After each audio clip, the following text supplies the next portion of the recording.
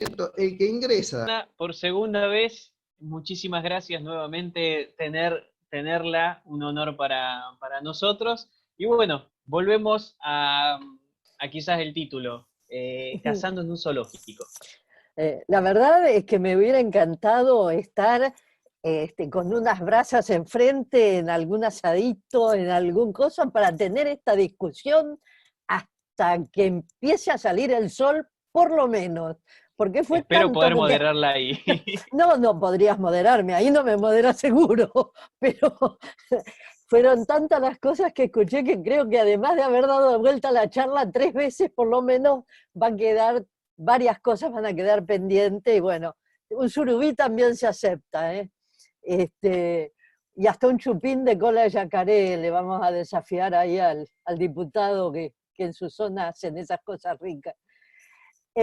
Para los que estuvieron en la reunión anterior, ahí habíamos dicho, habíamos hecho un planteo bastante general de dónde estábamos parados, en el sentido de avanzar sobre un mundo que se desplomaba a partir de la pandemia y a partir de las cuarentenas forzadas en todas las regiones, de una Argentina que iba de atrás entrando en ese sistema y de prepararse para un mundo que económicamente iba a ser más chico.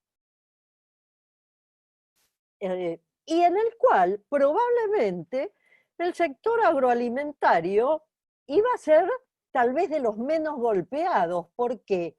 Porque todo el mundo come y va a seguir comiendo. Entonces es probable que los volúmenes de alimentos, tanto local como internacionalmente, puedan sufrir alguna alteración, pero más va a ser vía precios, lo más probable, y hoy lo confirmé porque, bueno, está China volviendo, reingresando al mercado de compra de carne, ya está reingresando, por ejemplo, pero lógicamente con precios que no llegan a los niveles exorbitantes del año pasado, cuando pagaban por ahí por un delantero casi lo que se paga en cualquier otro mercado por el trasero, ¿no es cierto? Entonces están en valores 40% inferiores a los que llegaron a pagar el año pasado. Eso era previsible, o sea, hoy estamos confirmando lo que decíamos en la charla anterior para los que estuvieron la vez anterior, y para los que es la primera vez vamos a incorporar un poquito, a refrescar 2 o 3 de estos elementos.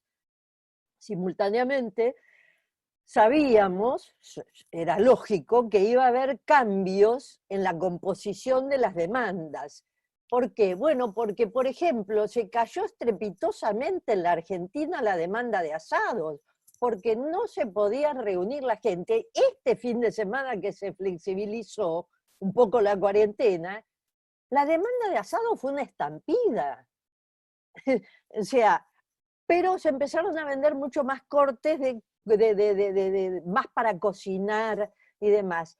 Ese es el cambio que fuimos viendo. Por supuesto que en esa caída de la economía, donde China empieza ya a salir y los países desarrollados están ya pasando el pico, entrando en cierta distensión, encontramos una Argentina que, como dijimos entonces, tiene todos los defectos, pero no tiene las virtudes. O sea, tiene la ventaja de ir viendo lo que ya pasó, o sea, por dónde vamos a pasar, que es por donde pasaron los otros países. No tiene la ventaja que tienen los países desarrollados, que es tener una espalda financiera brutal para ayudarlos, para financiar, para ayudar a sus empresas, para sostener la desocupación que genera la mano de obra, pero tampoco tiene la calificación de los países prolijos y de los países que no tienen la historia de la Argentina, que no tienen la historia de default, que no tienen la historia de incumplimientos de la Argentina.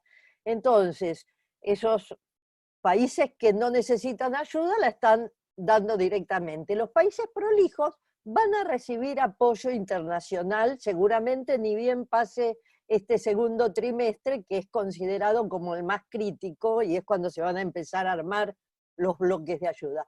Argentina no está ni en uno ni en el otro lado, o sea, ni tiene los recursos, ni tiene las calificaciones para ser beneficiaria de ese tipo de ayuda, porque no se pudo comportar. Entonces, de ahí que va a haber que hacer las cosas como podamos, y lo mejor que podamos.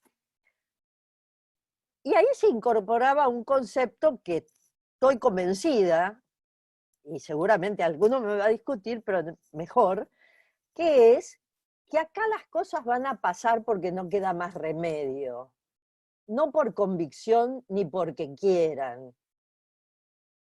O sea, se puede hacer populismo y se puede hacer demagogia cuando hay de dónde sacar y dónde tensar más la cuerda, pero ahora no lo hay. Y la prueba, insisto con el mismo ejemplo de la otra vez, son los intendentes, los jefes comunales que han querido inventar más tasas y más cargas para cubrir déficit de sus propias administraciones, la mayoría de los cuales son producto de su ineficiencia y no de gastos justificados. ¿Qué les pasa? No están recaudando, pero porque no están recaudando ni siquiera los impuestos que ya había, mucho menos van a recaudar los nuevos. Entonces, ¿quiere decir que entendió el sector dirigencial, el sector político, entendió que la política impositiva tiene que ser productivista, como yo la llamo? Porque lo que se va en recursos para impuestos desaparece y se le quita la producción, ¿no es cierto? Entonces, ¿entendieron eso y por eso no pueden poner más impuestos? No, no lo entendieron, lo que pasa es que no se los pagan, no hay discusión. Entonces, como dice una persona amiga mía, no hay rebelión fiscal acá. Lo que hay es imposibilidad de pagar. Rebelión fiscal es cuando uno decide no pagar, pudiendo hacerlo. Cuando no se paga porque no se puede, y lo dijimos, llega un momento en que el productor tiene que optar, o pago impuestos o produzco. Y el productor va a optar siempre por producir, antes que por pagar los impuestos. Los productores regulares, convengamos también, como se dijo también en esta reunión hoy, que hay una cantidad X de irregulares y que no están abarcados por el radar, que todos los conocemos, porque cada uno en su zona conoce el que está dentro del sistema y conoce el que está fuera del sistema. Porque en el gobierno nacional, en el orden nacional pueden no identificarlos, pero en el orden local todos sabemos muy bien el que está al lado, y el que está en la mesa de la esquina, en el boliche de la plaza, y eso los conocemos perfecto.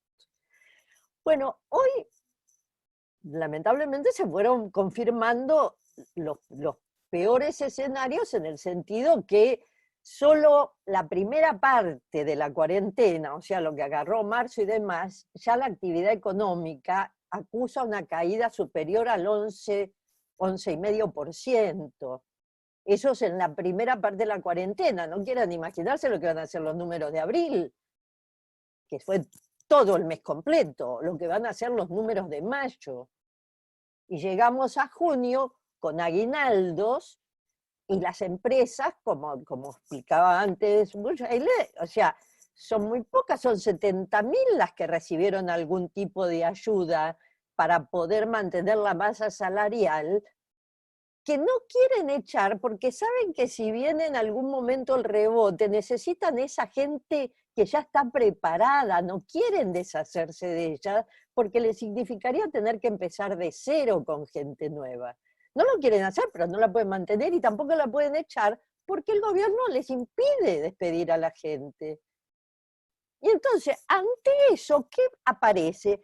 Aparece algún trasnochado que dice, bueno, si el gobierno presta tanto, entonces tiene que hacerse dueño de tanto de cada una de las empresas.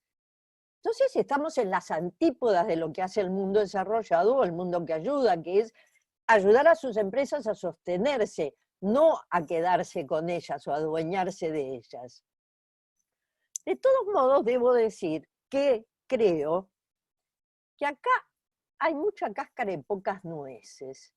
De todos los que fueron los principales alertas en los últimos meses, aún antes de la pandemia, sobre cosas horribles que podían pasar, medidas escandalosas que se podían tomar, la junta de granos que podía, me quedo con las empresas, hago esto y el otro, suena más a discursos para la televisión que a cosas que efectivamente se pueden hacer, porque no se pueden hacer.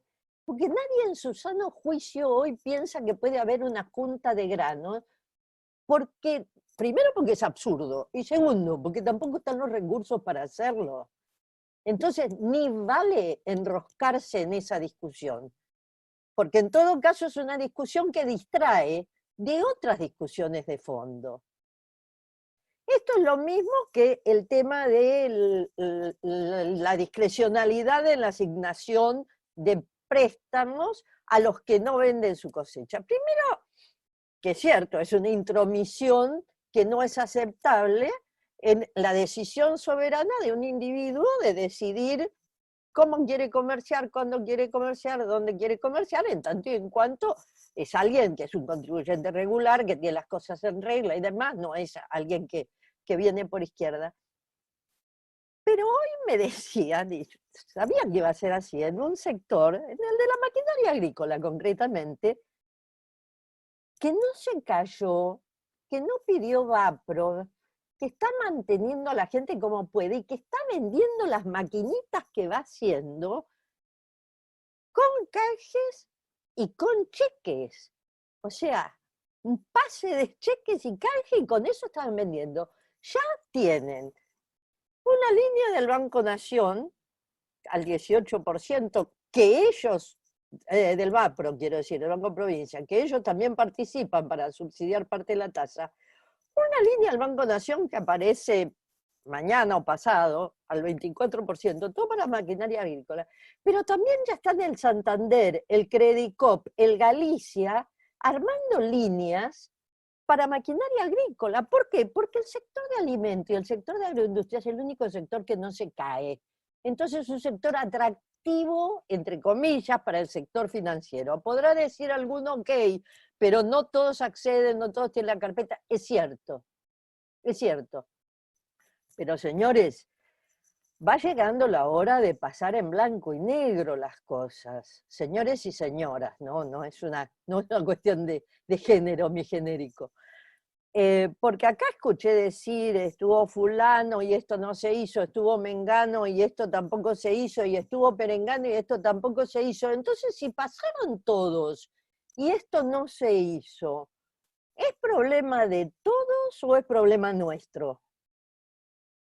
La culpa es del chancho o del que le da de comer.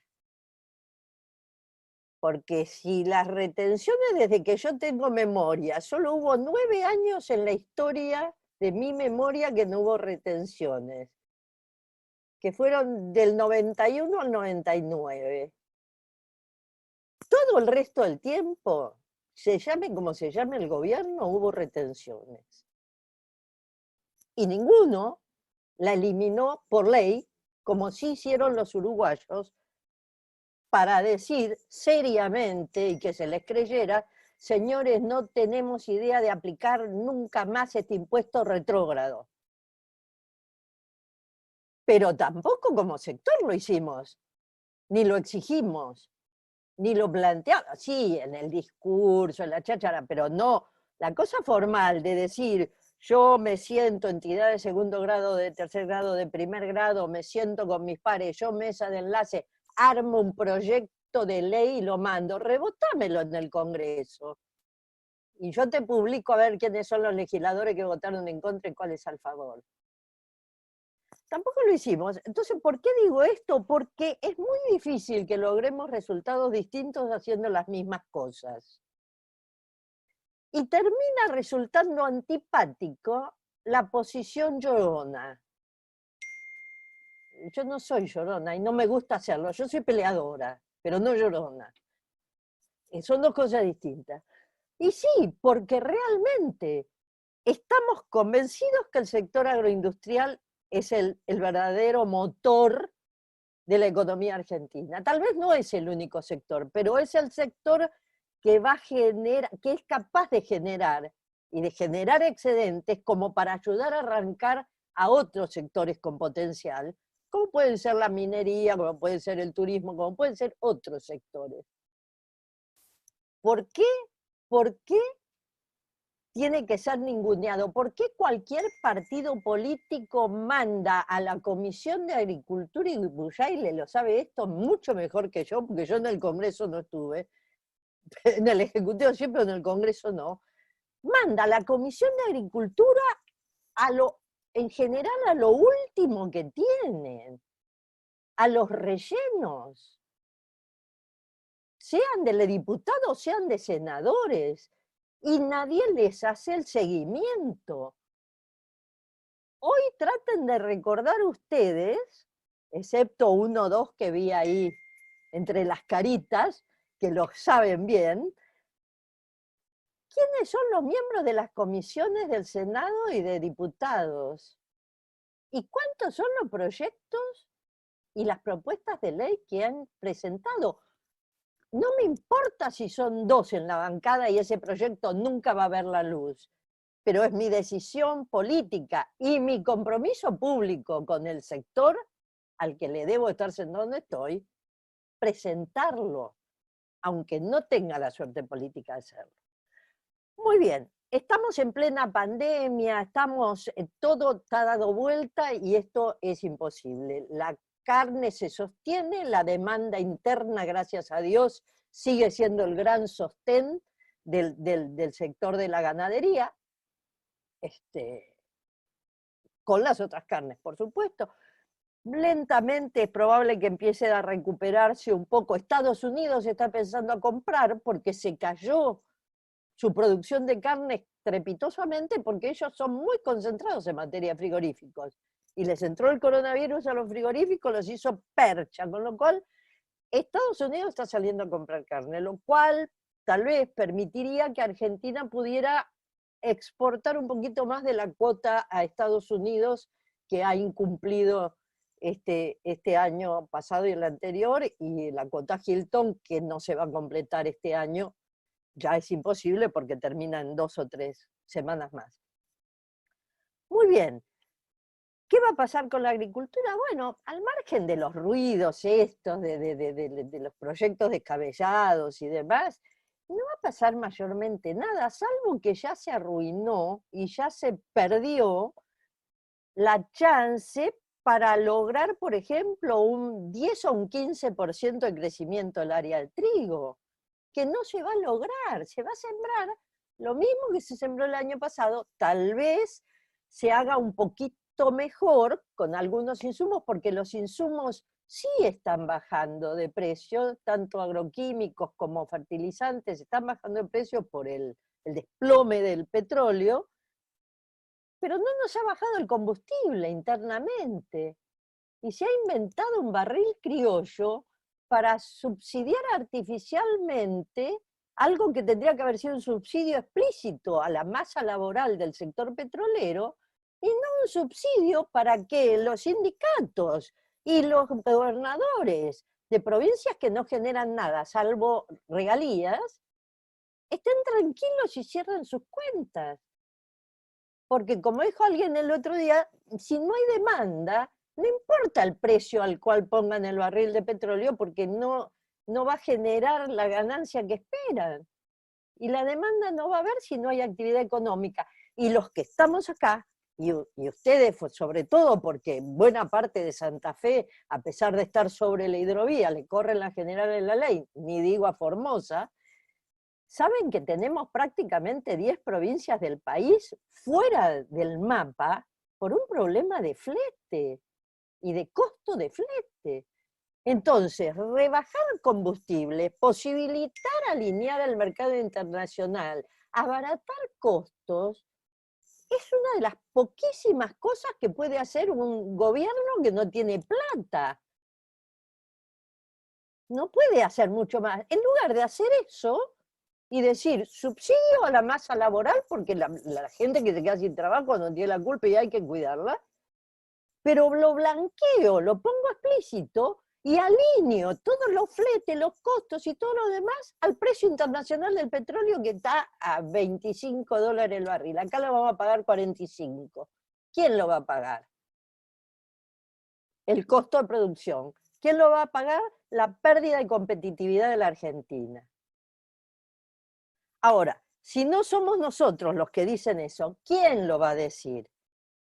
Si no somos nosotros los que le respiramos en la nuca a nuestros representantes para que defiendan esa postura, ¿quién lo va a hacer? Si seguimos quejándonos tranqueras adentro y nada más, no hay forma de cambiarlo. Porque es muy cómodo. Es muy cómodo, porque no tiene costo político sacarle a un sector que va a seguir produciendo porque es su vocación, porque es su voluntad, porque es lo que sabe hacer, y que además se queja de la puerta para adentro, no se queja de la puerta para afuera. Y les digo más, el segundo problema grave, junto con seguir haciendo lo mismo, que vamos a seguir obteniendo los mismos resultados, es el hecho de no tener en cuenta la gente que elegimos, que debe estar preparada para hacer. O sea, yo no puedo elegir a alguien que me ayude en la cocina si no sabe cocinar. O sea, no me voy a agarrar a alguien que me ayude, no sé, a arreglar el auto si no sabe mecánica.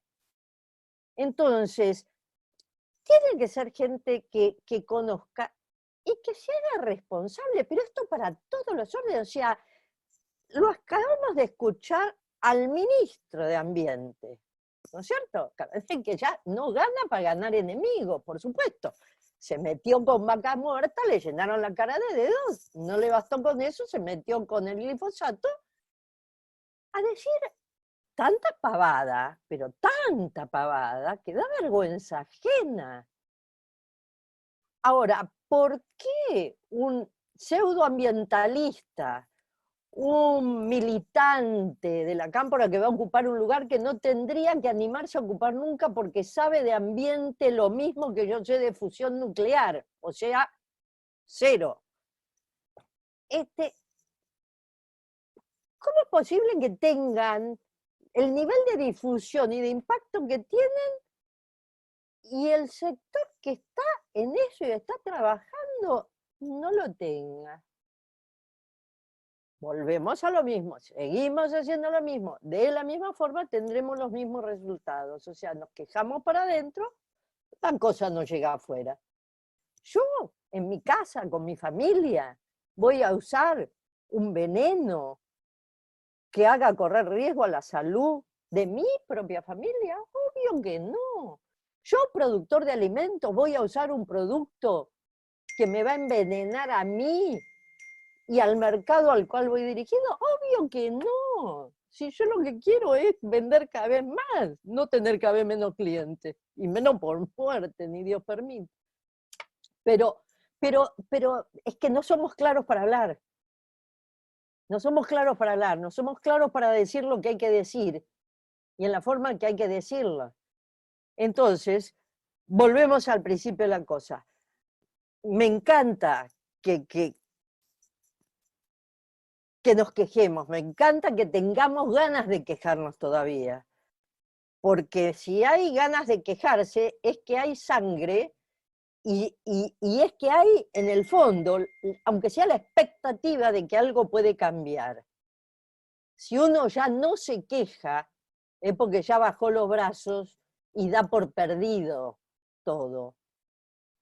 No creo que esté perdido, creo que es mucho lo que podemos hacer, pero creo que hay que cambiar las actitudes para hacerlo. Y de la mano del sector agroindustrial es una de las manos fuertes para hacerlo. Porque vuelvo a lo mismo, todos comen. Y como todos comen, uno tiene acceso, es como la televisión, uno tiene acceso a la mesa de la casa, de la familia. Uno llega con eso. ¿Cómo es posible que no tengamos idioma todavía para eso? Ni para adentro, ni para afuera. Eso sí, nos comemos todos los amagues. Nos comemos que damos un portazo al Mercosur, nos comemos que va a haber junta de grano, nos comemos, y nos quedamos con esa cáscara y se nos pasan, se nos pasan, se nos van por el drenaje los recursos de cosas realmente de fondo, pero que tienen que ver con una serie de definiciones y de principios que tenemos que volver a levantar y a ser muy fuertes. Y es desde, perdonen que diga algo que no debo decir, que es desde el interior, pero es para magnificar lo que es la capital, el centro, el ejecutivo nacional, y lo que es. Cuando llegó el momento de la verdad, la presión vino de adentro para afuera, vino desde las localidades más chicas y desde las provincias hacia la nación, no al revés. Y tiene que volver a ser así. Sí, tiene que ser como el panal, cada célula, y volver a la defensa de cada... No tenemos, los fletes son carísimos. Los ferrocarriles lo destrozaron y después se concentraron en 1 o 2 ramales y en los urbanos. Una vez tuve la discusión con el titular de ferrocarriles. Ah, bueno, me dicen, pero yo tengo 2 millones de usuarios diarios en los urbanos. Sí, pero tenés un costo de transporte que le incide a los 45 millones de habitantes. Si no Susana, mejorás el flete, sí, perdón la interrupción, nos sí, estamos quedando casi sin tiempo, sí. vamos cerrando así tenemos Estaba, tiempo estaba para una o dos mirando, preguntas. estaba mirando mi relojito. Estaba mirando mi relojito. Cierro con esto. Entonces, me parece muy bien. Digo, nosotros estamos entrando recién al momento fuerte de la pandemia. Fuerte en materia sanitaria y estamos llegando recién a la generalización del impacto económico. Esto, mayo y junio van a ser meses absolutamente terribles. Y después de la pandemia, ¿qué? ¿O vamos a seguir con la pandemia tapando todo lo demás que pasa? Hay que tener un proyecto muy claro y un proyecto de prioridad en el cual, de los pocos recursos que hay, la asignación tiene que ser muy clara y como en una casa. Lo poco que hay se tiene que asignar a lo imprescindible. El resto vendrá después, pero lo imprescindible es asignarlo a lo que puede generar y multiplicar, no a lo que es final, salvo lo que es contención social, obviamente. Pero o si no, si nos quedamos sin producción, cada vez son menos los que pagan para sostener a los que no pagan. Y eso tiene un final a término. Vamos a las preguntas, si quieren. Muchísimas gracias, Susana.